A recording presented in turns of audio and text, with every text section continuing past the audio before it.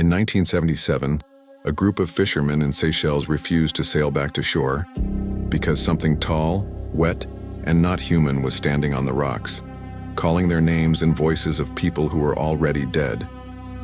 They say if you hear it once, the ocean never lets you leave. You're watching The Haunted Truth, where every story is rooted in real events, witness accounts, and locations that still exist. Tonight's story comes from Seychelles, a place the world calls paradise.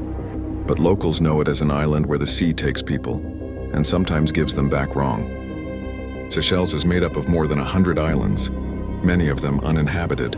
For centuries, sailors avoided certain shores, especially around Silhouette Island and Anse Major.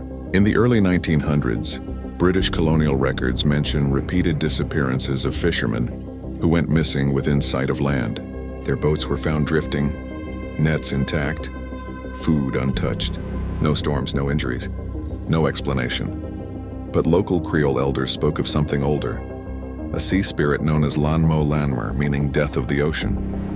In 1977, after a military coup disrupted the country, night patrols reported something disturbing. Soldiers stationed near coastal cliffs described wet footprints leading inland, stopping suddenly, as if whatever made them simply vanished. One soldier later testified that during a midnight watch, he heard his mother calling his childhood nickname, from the water. His mother had died 3 years earlier. He followed the voice until another guard physically dragged him back.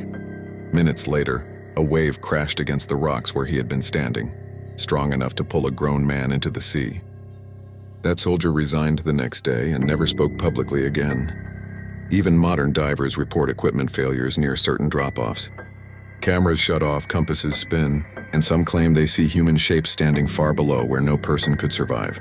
Local fishermen still perform quiet rituals before night voyages, not for luck, but to ask the sea for permission. Seychelles may look like paradise in daylight, but when the sun goes down, the ocean listens, and if it decides to speak back, it won't sound like a monster.